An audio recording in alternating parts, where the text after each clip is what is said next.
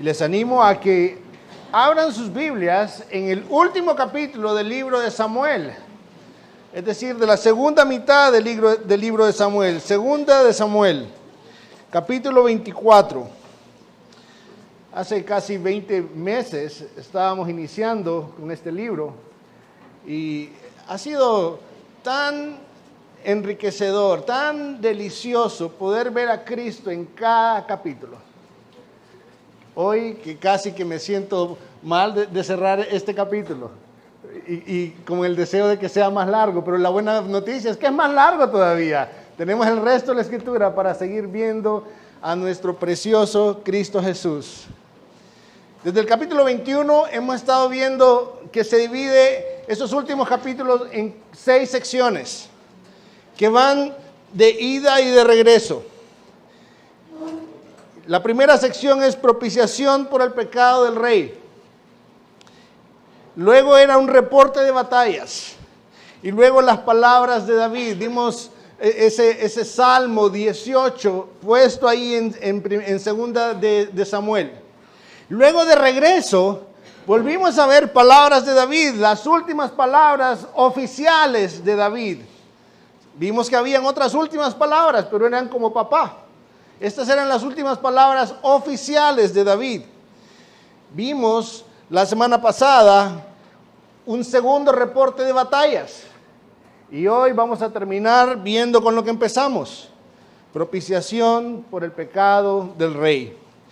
Y ya que hoy tenemos un pasaje con una enorme cantidad de detalles, y sé que no les avisamos que trajéramos almuerzo, entonces vamos a ir directo al texto, pero no sin antes pedir a Dios que nos guíe para acampar en su palabra. Padre Celestial, te damos gracias, Señor, por el tiempo que hemos pasado aprendiendo acerca de ti, de tu grandeza, de tu misericordia, de tus virtudes, pero también acerca de nosotros, de nuestro pecado, de nuestra gran necesidad de ti y de cómo Cristo Jesús siempre es la respuesta a nuestra necesidad. Y te pedimos, Señor, que hoy no sea diferente, que nos ayudes a deleitarnos en tu palabra, a encontrar ahí realmente algo que refresque nuestra alma, algo que ilumine nuestro corazón con tu luz. Concédenos hoy, Señor, disfrutar tu palabra. En Cristo Jesús, amén. Hoy vamos a ver en esencia 3 porciones, o dividir el pasaje en 3 secciones: pecado, sufrimiento y redención. Pecado, sufrimiento y redención. Así que vamos a comenzar leyendo los primeros 4 versículos y realmente vamos a llegar a la primera sección de pecado hasta el versículo 9, pero vamos a comenzar viendo los primeros 4 versículos. Dice la palabra de Dios: de nuevo, la ira del Señor se encendió contra Israel y provocó a David contra ellos y dijo: ve, haz un censo de Israel y de Judá. Y el rey dijo a Joab, comandante del ejército que estaba con él: recorre todas las tribus de Israel, desde Dan hasta Beerseba, y haz un censo del pueblo para que yo sepa el número de la gente. Pero Joab respondió al rey: que el Señor su Dios añada al pueblo 100 veces más de lo que son, mientras todavía vean los ojos de mi señor el rey. Pero, ¿por qué se complace mi señor el rey en esto? Sin embargo, la palabra del rey prevaleció contra Joab y contra los jefes del ejército. Salieron pues y Joab y los jefes del ejército de la presencia del Señor para hacer el censo del pueblo de Israel. Si solo nos detenemos en el versículo 1, podríamos estar aquí toda la mañana y buena parte de la tarde. Y ya ahí tendríamos suficientes preguntas que nos ayudarían a comprender la profundidad de este pasaje. Podríamos preguntarnos: ¿pero qué fue lo que provocó la ira de Dios contra Israel? Y el texto no nos lo dice. Podríamos preguntarnos: ¿qué fue lo pecaminoso en cuanto a hacer un censo? Podríamos preguntarnos: ¿y si había algo pecaminoso, por qué Dios lo provocó? Y solo ahí podríamos gastarnos, no solo la mañana, podríamos gastarnos toda la semana ahí. Sin embargo, vamos a procurar cubrir el pasaje completo. Y a medida que avancemos en el pasaje nos vamos a dar cuenta que hay muchos más detalles que van a generar muchas más preguntas, las cuales muy probablemente, casi que seguramente, no a todas podremos dar respuesta, por lo menos no hoy. En la eternidad seguramente vamos a tener suficiente acceso a conocer todos los misterios. Sin embargo, lo primero que quiero señalar, antes de ir directamente al texto, es que seamos conscientes que tenemos una bendición, que tenemos algo a nuestro favor. Y es que el Dios de la Biblia entiende a cabalidad y con perfecta claridad su palabra, a pesar de que nosotros no comprendamos mucho. Y a pesar de que nosotros no comprendamos, como muchas veces quisiéramos, sabemos con certeza que siempre Él hará su propósito con su palabra en nuestras vidas, aunque no entendamos todo. De hecho, quiero citar capítulo 1, artículo 7 de la Confesión de Fe de Westminster. Dice así: no todas las cosas en la Escritura son igualmente claras en sí mismas, ni igualmente claras para todos. Sin embargo, aquellas cosas que son necesarias para ser conocidas, creídas y observadas para la salvación, están tan claramente expuestas y abiertas en uno u otro lugar de la Escritura, que no solo los doctos, sino también los indoctos, con el debido uso de los medios ordinarios, pueden llegar a comprenderlas suficientemente. Así que si bien es cierto, habrán cosas aquí difíciles de entender, pero lo que es necesario para nuestra edificación y para nuestra salvación, ahí está totalmente claro.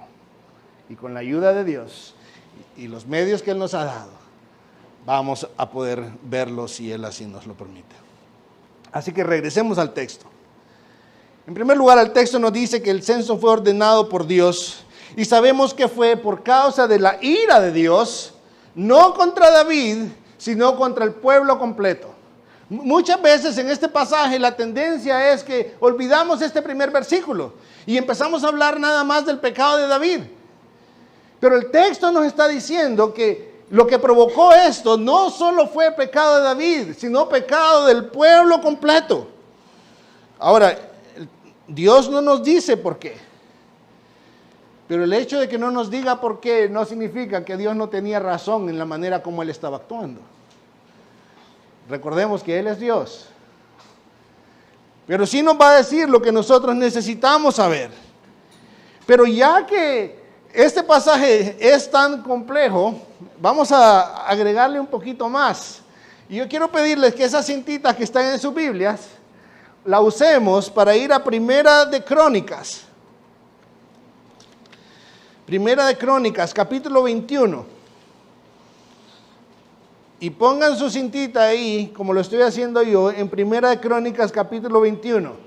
Porque si ustedes miran el título que está ahí, es precisamente el mismo. Es David ordenando un censo. Y vamos a procurar hacer uso de los dos pasajes hasta donde nos sea posible, para tener un poco más de claridad. De hecho, si revisamos el versículo 1 de 1 Crónicas 21, dice ahí: Satanás se levantó contra Israel y provocó a David a hacer un censo a Israel. De repente alguno de ustedes dirá, pero no que nos iba a ayudar.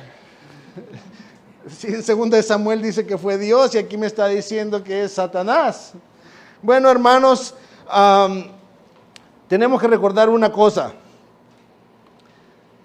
Satanás como tentador y David como pecador, ambos fueron usados por Dios para traer disciplina, para traer juicio a su pueblo. Ellos fueron los instrumentos que Dios utilizó para traer el castigo a su pueblo. Así que no hay conflicto en esto. Esto es como cuando vemos en Job. ¿Es Dios o es Satanás? Bueno, es Dios usando a Satanás. Porque al final lo que necesitamos entender es que Satanás solamente es el diablo de Dios. Así de sencillo. Así que no hay contradicción alguna y podemos seguir adelante tranquilamente. En el pasaje vimos que David envió a Joab a censar a Israel. Y le dice que los cense desde Dan hasta Beerseba. Esa es otra manera de decir de extremo a extremo. Que no quede nada sin censar. Quiero saber absolutamente todo acerca de cuál es la condición, cuánta gente tenemos. Pero también el texto nos dice que Joab supo de inmediato, él supo enseguida que algo no estaba bien. Y no solo él, los otros que estaban con él también. Y nos dice que se lo advirtió a David. Y ya que estamos en Primera Crónicas, quiero que revisemos ahí el versículo 3. Miremos lo que dice Primera Crónicas 21, versículo 3.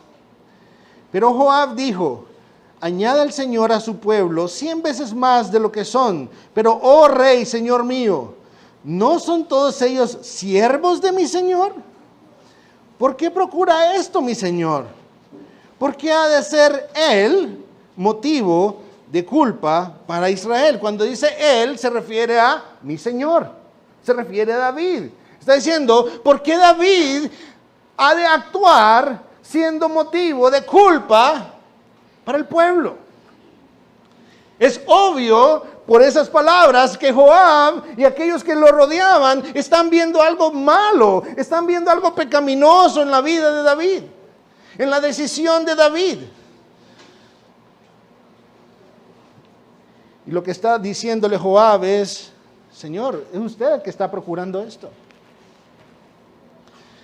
Este censo va a traer culpa sobre el pueblo. Si volvemos a 2 de Samuel, en el versículo 3, observemos la primera o la segunda declaración que hace Joab ahí. Dice, de hecho la primera pregunta podríamos decir: ¿por qué se complace mi señor el rey en esto? Este censo era algo en lo que David se estaba complaciendo. De hecho, la palabra complacerse ahí es una palabra que hace alusión a deleitarse en algo. Ese censo David lo estaba haciendo para su propio deleite. Esa palabra que se usa ahí en algunas ocasiones en la Escritura ha sido traducido como enamorarse. David estaba enamorado de la idea del resultado de ese censo. David estaba enamorado de su ejército. Y ahí quería encontrar deleite personal. Y es cuando vemos estos detalles que nos damos cuenta que esto no se trata solo de un censo. Es cuando vemos esos detalles que nos damos cuenta que lo que está sucediendo tiene que ver con orgullo.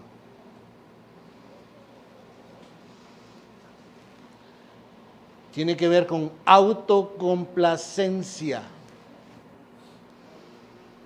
Con usar los recursos de Dios para deleitarme egoístamente en ellos. Es ese tipo de deleite que nos lleva a ufanarnos de nosotros mismos, pensando en lo que somos, pensando en lo que hemos alcanzado, pensando en lo que estamos haciendo y pensando en lo que todavía podemos hacer. Sin recordar de que no hay nada que hayamos recibido que no haya sido Dios quien nos lo ha dado. Y eso es orgullo, arrogancia. Y ese es el pecado que estamos viendo aquí precisamente. Es ese deleite que puede afectarnos individual y colectivamente, como estamos viendo en este pasaje.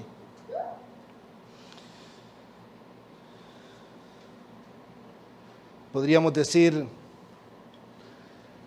qué buenos amigos tenía David. Tenía un Joab y a otros ahí intentando disuadirlo, decirle, no, piénselo mejor. ¿Por qué está insistiendo en esto? ¿Por qué está buscando deleitarse en esto? Y podríamos también decir, ese David era un bárbaro. ¡Qué barbaridad! No escucha consejo. Pero hermanos, no olvidemos que la palabra de Dios está ahí, no para que señalemos a David, sino para que funcione como un espejo. Y cuando pongo la palabra de Dios frente a mí, a quien he de ver primeramente es mi propio pecado. Porque nosotros muchas veces somos así. Nosotros también hemos actuado haciendo o diciendo cosas con el propósito de alimentar nuestro orgullo, con el propósito de justificar el por qué puedo ser arrogante, aunque sea solo por un rato. Todos hemos estado en los zapatos de David.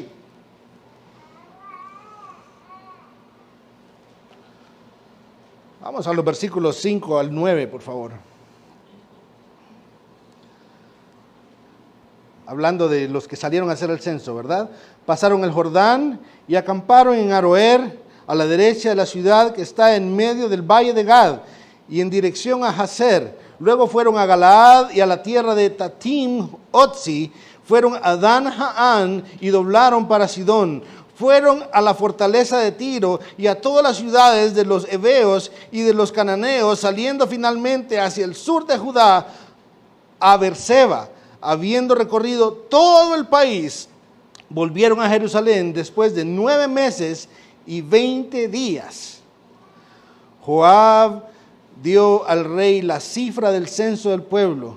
Había en Israel 800,000 hombres valientes que sacaban espada, y los de Judá eran 500,000 hombres. Wow, hay demasiados detalles ahí, pero lo cierto es que este es uno de esos pasajes que suelen no gustarnos. Ya empezó a hablar de ciudades otra vez. Ya empezó a hablar de números otra vez. Pero si le prestamos atención a esas ciudades, lo que estamos viendo es que Joab y aquellos que fueron encargados para hacer el censo están siguiendo una ruta en la que están recorriendo por toda la orilla de tal manera de abarcar todo lo que se les instruyó que abarcaran. Si bien es cierto, al ir a Crónicas nos damos cuenta que con cierto sentido de prudencia hubieron cosas que no hicieron, pero la idea de esta sección es mostrar que el reino, si ustedes empiezan a ubicar todo eso en un mapa, es que el reino de David, ese reino de Dios a través de David se había extendido, había crecido, se había expandido. Y no solo eso, el ejército ahora era un ejército gigantesco. Era un ejército enorme. Y en eso dice la palabra que era lo que se estaba deleitando David. En eso, era eso lo que él estaba procurando en su corazón. Comparemos lo que hemos visto en este pasaje con las palabras de Nabucodonosor. Nabucodonosor dijo en su momento, el rey reflexionó y dijo, ¿no es esta la gran Babilonia que yo he edificado como residencia real con la fuerza de mi poder y para gloria de mi majestad? No sé ustedes, pero yo puedo ver el equivalente de la actitud de David con las palabras de Nabucodonosor. Él se está deleitando en la extensión de su reino y en la grandeza de su ejército. Casi que podríamos escuchar a David diciendo, ¿no es este mi gran reino de Israel con su gran ejército? Como seguramente también muchas veces nosotros queremos ser reconocidos. ¿No es esta mi grandiosa familia? ¿No son estos mis grandiosos e inteligentes hijos? ¿Mi grandiosa y talentosa esposa? ¿No es este mi grandioso carro, mi gran casa, mi apellido importante, mis destacados títulos, mis preciados contactos, mi gran puesto en el trabajo?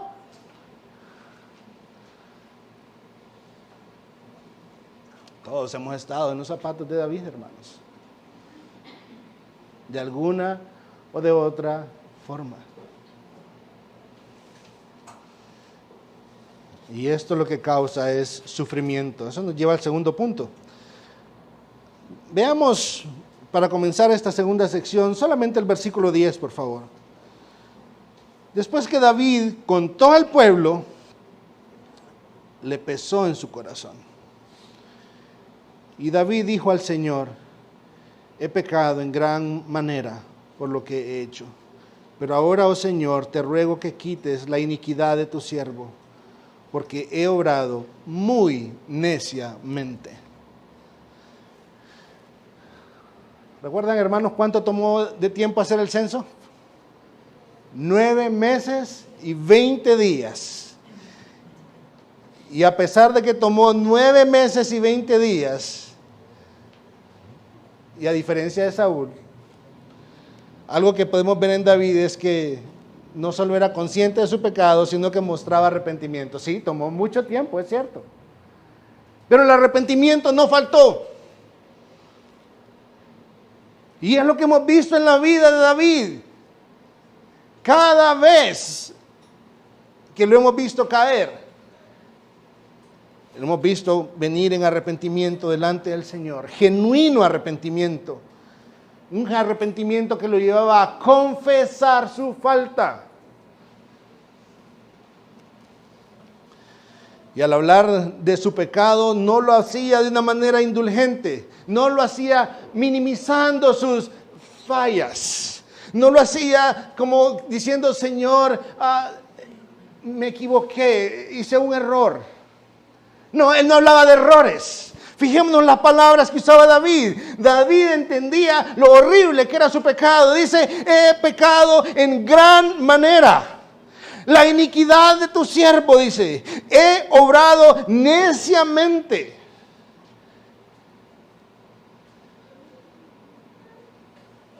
Así confesaba su pecado, no minimizándolo,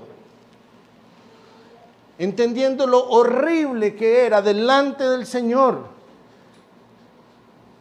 David incluso es consciente de que él no puede limpiar su propio pecado. Mire lo que dice: te ruego que quites la iniquidad de tu siervo. No dice: Señor, pero ya voy a quitar la iniquidad. No, está rogándole a Dios: quita mi pecado. Y esto tiene que recordarnos mucho las palabras que Natán le dijo a David cuando, después de que confesó su pecado, de haber pecado contra Urías y Betsabé. En 2 Samuel 12, versículo 13 dice: entonces David dijo a Natán: he pecado contra el Señor. ¿Y qué le respondió Natán? Y Natán dijo a David: el Señor ha quitado tu pecado, no morirás.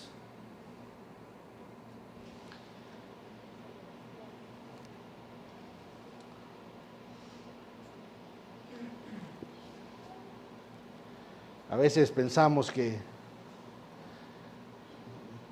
confesar nuestro pecado es algo nada más para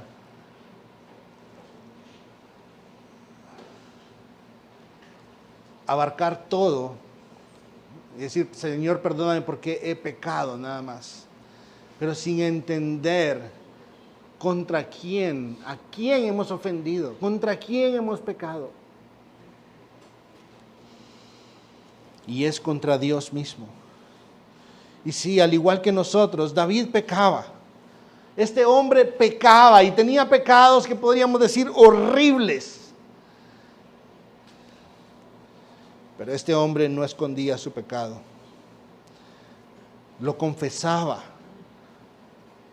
Y lo confesaba con pesar, con un pesar no fingido, con un pesar auténtico delante de Dios, tampoco con cinismo. Él confesaba su pecado. Y podríamos decir, sí, pero ¿por qué tanto rollo por el pecado del...? Sí, fue un poco orgulloso al hacer el censo. ¿Qué es lo grave de hacer un censo? ¿Qué es lo grave de mostrar un poco de orgullo? Que es pecado. Eso es lo grave, que es pecado. Precisamente. Si pensamos que es un pecado leve, necesitamos prestarle atención a los versículos que siguen. Necesitamos recordar que todo pecado es directamente contra Dios. Que cuando pecamos con orgullo, lo que estamos diciéndole a Dios es: yo también tengo razones por las cuales puedo ser alabado.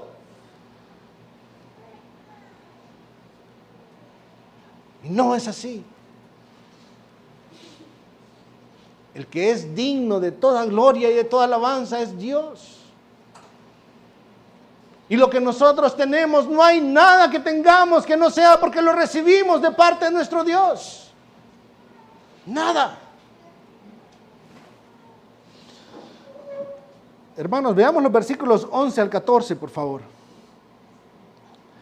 Cuando David se levantó por la mañana, la palabra del Señor vino al profeta Gad, vidente de David, diciendo: ve y dile a David, así dice el Señor, te ofrezco 3 cosas, escoge para ti una de ellas para que yo la haga. Así que Gad fue a David y se lo hizo saber, diciéndole: ¿quieres que te vengan 7 años de hambre en tu tierra? ¿O que huyas por 3 meses delante de tus enemigos mientras te persiguen? ¿O que haya 3 días de pestilencia en tu tierra? Considera ahora y mira qué respuesta he de dar al que me envió. David respondió a Gad: estoy muy angustiado. Te ruego que nos dejes caer en manos del Señor, porque grandes son sus misericordias, pero no caiga yo en manos de hombre. Antes que nada, es necesario señalar una diferencia de esta situación que la situación que hubo con Urías y Betsabé. En la situación con Urías y Betsabé, David estaba procurando esconder su pecado. Y no fue sino hasta que vino Natán que su pecado quedó expuesto y él vino y confesó su pecado en arrepentimiento genuino. Pero aquí tenemos una situación distinta. Aquí, en cuanto a David recibe el resultado del censo, le pesó en su corazón. Había todavía ahí un corazón sensible al pecado. Y antes de que el profeta viniera, él ya había tenido tiempo en oración con Dios, hablando cómo su pecado le pesaba. Estaba dirigiéndose a Dios en arrepentimiento. No tenía cauterizada su conciencia. Aún era sensible. Y Dios le envía a Gad, pero lo envía para algo bien peculiar, algo que creo que solo en esta porción de la Escritura sucede. No lo envía para anunciarle, solo para anunciarle juicio, sino que le da las opciones. ¿Cuál querés? Y todas esas opciones son pensadas en humillar el orgullo de David y del pueblo. 7 años de hambre para el pueblo. Eso hace que el pueblo deje de ser autosuficiente. O que esté obligado a reconocer que no puede por sí mismo. 3 meses de persecución por parte de tus enemigos. Pues estar pensando que tiene el gran ejército y que su tierra se ha expandido, eso está diciendo, eso no era suficiente. O 3 días de pestilencia sobre el pueblo. Cuando habla de pestilencia, no está hablando de tufo, hermanos. No, está hablando de enfermedad, de pestes.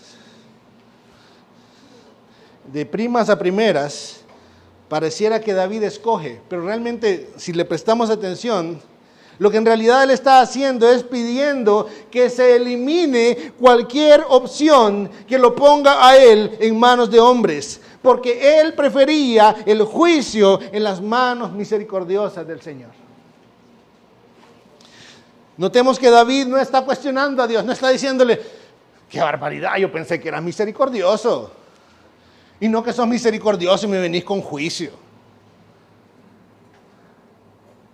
David no le salió altanero a Dios. Salió humilde. Humilde. Como alguien que sabe que le ha fallado a Dios. Porque cuando somos conscientes de la gravedad de nuestro pecado, nunca vamos a ver la disciplina como injusta, sino que nos veremos a nosotros mismos como merecedores de esa disciplina. David no intentó manipular a Dios. David no intentó manipular las circunstancias, ni justificarse, ni echarle la culpa a alguien más.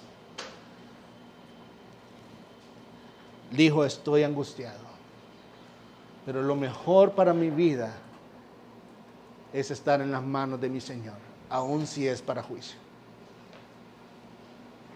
¿Qué es lo mejor para nosotros, hermanos?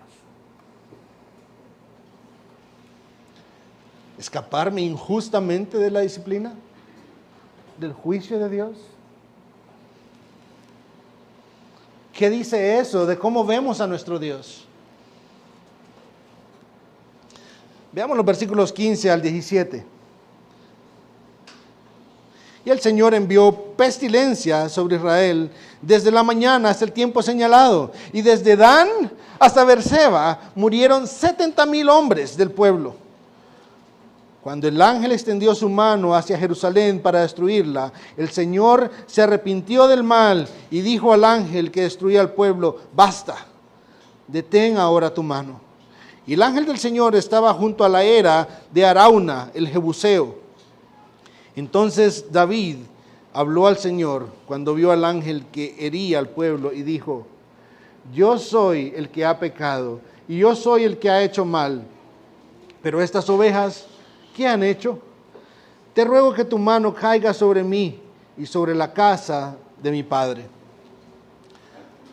Si ven en Primera de Crónicas, se darán cuenta que realmente ante esta petición David no estaba solo, estaba junto con los ancianos del pueblo también.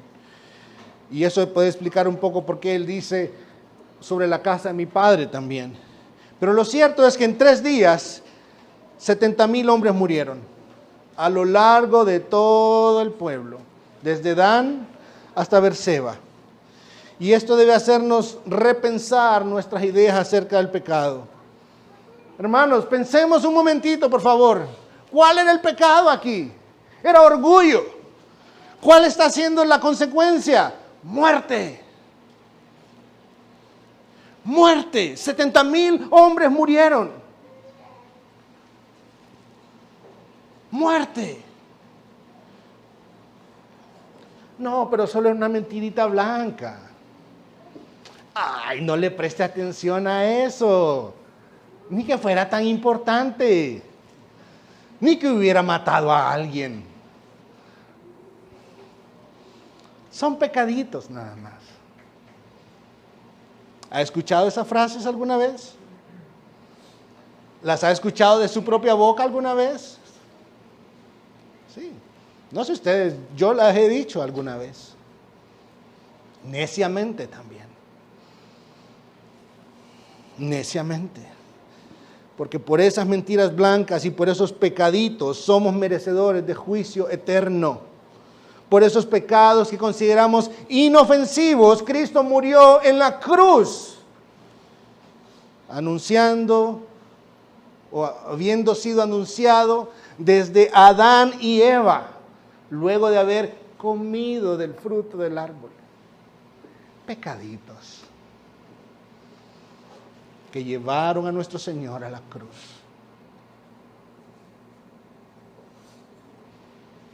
Pecaditos, los cuales sentimos libertad a veces de cometer y todavía sentirnos justos delante de Dios. actuando neciamente en nuestros corazones. Note que el ángel de Dios estaba listo para seguir con la destrucción. Lo que seguía era Jerusalén siendo destruida. Pero el Señor dijo, basta, detente. Y en ese mismo instante vemos a un David suplicando por misericordia por el pueblo, aun si eso implicaba consecuencias que cayeran sobre él y su casa. Y vemos ahí una sombra, sí, desfigurada por el pecado, pero de un David apuntando hacia el Mesías nuevamente, estando dispuesto a tomar sobre sí las consecuencias del pecado con tal de librar a su pueblo. Obviamente David no es el Mesías perfecto y no puede hacerlo. Él mismo estaba pidiendo, quita el pecado de mí. Y ahí es donde viene la redención, hermanos. Veamos el final, versículos 18 al 25. Y Gad vino a David aquel día y le dijo, sube, edifica un altar al Señor en la era de Arauna, el Jebuseo. David subió conforme a la palabra de Gad, tal como el Señor había ordenado. Y Arauna miró y vio al rey y a sus siervos que venían hacia él. Y saliendo Arauna, se postró rostro en tierra delante del rey. Entonces Arauna dijo, ¿por qué ha venido mi señor el rey a su siervo? Y David respondió, a comprarte la era para edificar un altar al Señor a fin de detener la plaga del pueblo. Y Arauna dijo a David, tome y ofrezca a mi señor el rey lo que le parezca bien a sus ojos. Mire, los bueyes para el holocausto, y los tríos y los yugos de los bueyes para la leña. Todo, oh rey. Arauna lo da al rey. Y Arauna dijo al rey, que el Señor su Dios le sea propicio. Pero el rey dijo a Arauna, no, sino que ciertamente por precio te lo compraré, pues no ofreceré al Señor mi Dios holocausto que no me cueste nada. Y David compró la era y los bueyes por 50 siclos, 570 gramos de plata. Y ahí edificó David un altar al Señor y ofreció holocaustos y ofrendas de paz. El Señor escuchó la súplica por la tierra y la plaga fue detenida en Israel. Y lo que estamos viendo aquí es a un Dios, nuestro Dios, respondiendo con misericordia ante la petición humilde de David. Ya esa arrogancia había sido quitada. Démonos cuenta cómo a veces somos tan necesitados del juicio, hermanos. Démonos cuenta cómo a veces somos tan necesitados de la disciplina para quitar nuestro pecado. Dios responde con misericordia, pero también le da instrucciones y le dice, tiene que subir a ese terreno de un hombre que se llama Arauna para presentar un sacrificio. Y David no vino y dijo, y ustedes fíjense que Dios dijo que tenía que hacer esto, pero yo creo que sería más bonito si le ponemos unas cortinas, y creo que sería más bonito si pintamos de verde por aquí, y si plantamos unas florcitas por acá, o si... No. El texto es bien claro y nos dice ahí que David hizo conforme a lo que Dios le dijo. Hay muchos temas aquí saliendo. Y el tema en este preciso punto es la adoración. Somos llamados a adorar a Dios en sus términos, no en base a nuestros deseos o en base a nuestros gustos. Si hemos de adorar al Dios que es santo, santo, santo, ha de ser de acuerdo a su santidad, no de acuerdo a nuestras preferencias. David compró la tierra y los animales para el sacrificio. Y ahí edificó el altar para el Señor. Y Dios escuchó la súplica de David y el juicio fue quitado de Israel. Se pueden decir muchas cosas más, hermanos, de este pasaje. Podríamos hablar acerca de aprender a escuchar consejo, y el pasaje habla de eso. Podríamos hablar acerca de la disciplina de Dios. Hay muchos más detalles aquí sobre la disciplina del Señor. Podríamos hablar más acerca del arrepentimiento, de la confesión de pecados, del carácter misericordioso de Dios. Podríamos hablar acerca de las ofrendas. podríamos hablar más acerca de la adoración. Esa va a ser nuestra tarea entre semana. Ir al pasaje nuevamente y leerlo y meditar en lo que está enseñando ahí. Pero hoy, para cerrar, quiero pedirles que volvamos a Primera de Crónicas, por favor. Capítulo 21. Versículo 26. Dice ahí: entonces David edificó allí un altar al Señor y ofreció holocaustos y ofrendas de paz e invocó al Señor, y él le respondió. Mire, hermanos, cómo le respondió. Y él le respondió con fuego del cielo sobre el altar del holocausto. ¿Usted recuerda cuando Dios sacó al pueblo de Israel? De noche era una columna de fuego, guiándoles, representando la presencia del Señor. ¿Usted recuerda qué sucedía en el lugar santísimo? ¿Cómo se sabía que la presencia de Dios estaba ahí? La columna de nube y la columna de fuego nuevamente. Y Dios responde aquí con una columna de fuego. Ahí hubo adoración a Dios en base a los términos de Dios. Y ahí Dios estableció su presencia para ser adorado por el pueblo. Josué, ¿no sería eso de inferir demasiado? No, vámonos a Segunda de Crónicas, por favor. Ahí nomás, unas cuantas páginas adelante. Capítulo 3. Segunda de Crónicas, capítulo 3, versículo 1.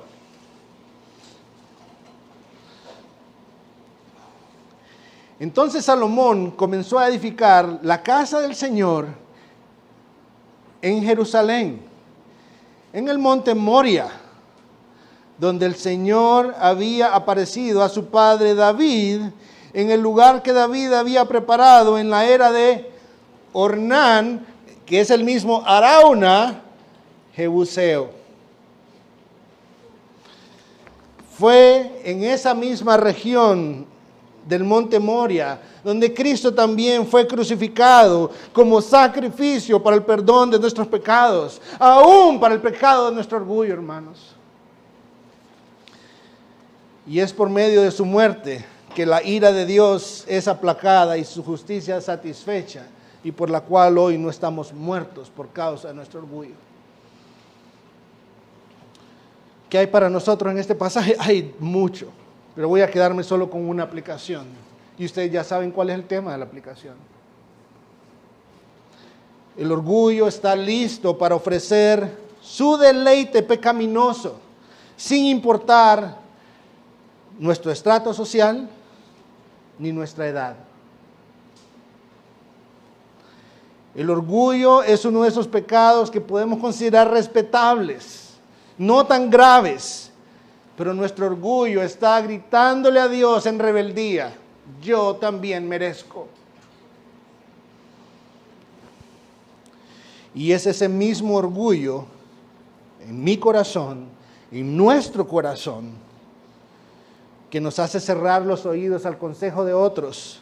Y que cuando el consejo viene, estamos tan listos a decir: sí, yo sé. O, sí, yo puedo.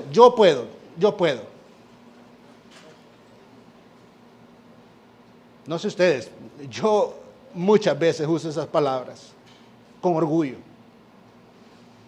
Y no lo digo con orgullo, lo digo con vergüenza.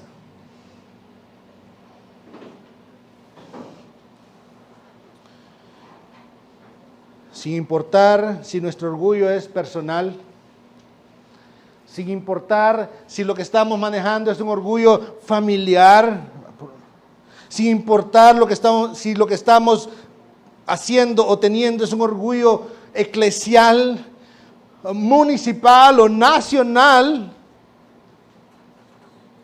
Cuando nuestra confianza está en lo que pensamos que somos o podemos hacer, eso nunca va a traer buenas consecuencias. Nunca. ¿Qué dice el Señor?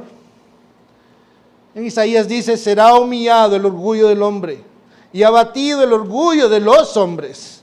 Solo el Señor será exaltado en aquel día. ¿Qué dijo nuestro Señor Jesús? porque todo el que se engrandece será humillado, y el que se humille será engrandecido. ¿David cayó en el pecado del orgullo? Sí. ¿Un pecado grave? Sí. Con consecuencias más devastadoras que su pecado contra Urías y Betsabé. Pero él confesó su pecado. ¿Qué de nosotros, hermanos? ¿Qué de nosotros? ¿Cuál es nuestra tendencia? ¿Esconderlo o confesarlo? Podríamos pensarlo como individuos. Pero ¿qué tal de nuestro pecado como familia? Hay pecados que compartimos en nuestro hogar. ¿Qué hacemos con ellos? ¿Qué como iglesia?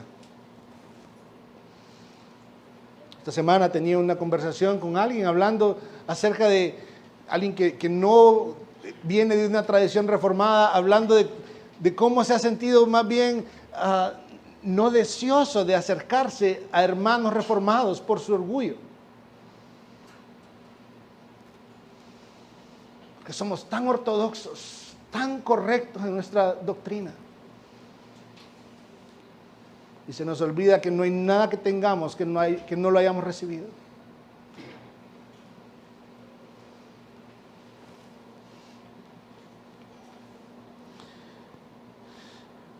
¿Está nuestra conciencia todavía sensible?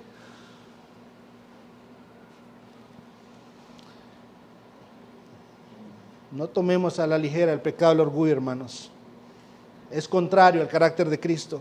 Cristo se humilló a sí mismo, siendo igual a Dios, para traer redención y solo así poder llevarnos al Padre. Si usted está luchando hoy con su orgullo, corra. Corra porque aún es tiempo. Corra a aquel que humildemente murió en su lugar y en mi lugar en la cruz. Corra hacia Él. Porque cuando Él regrese, si usted piensa que el juicio del ángel que mató a los 70,000 fue grave y terrible, cuando Cristo regrese, su juicio va a ser peor todavía. Para todos aquellos que por su orgullo no hayan venido ante Él en arrepentimiento.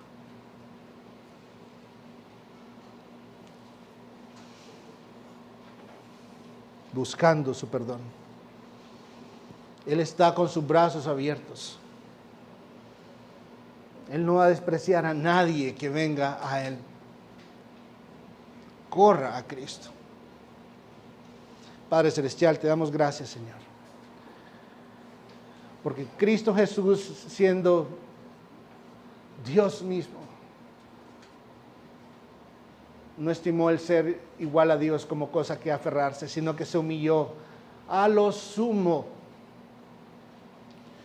Señor, concédenos hoy humillarnos bajo tu poderosa mano.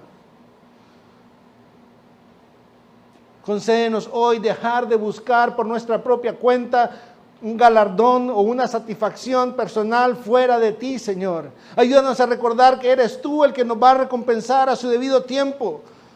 Ayúdanos a recordar, Señor, de que es debido a que podemos ponernos bajo tu poderosa mano, que aún nuestras aflicciones, toda nuestra ansiedad, podemos llevarla a ti, Señor, sabiendo que tú tienes cuidado de nosotros.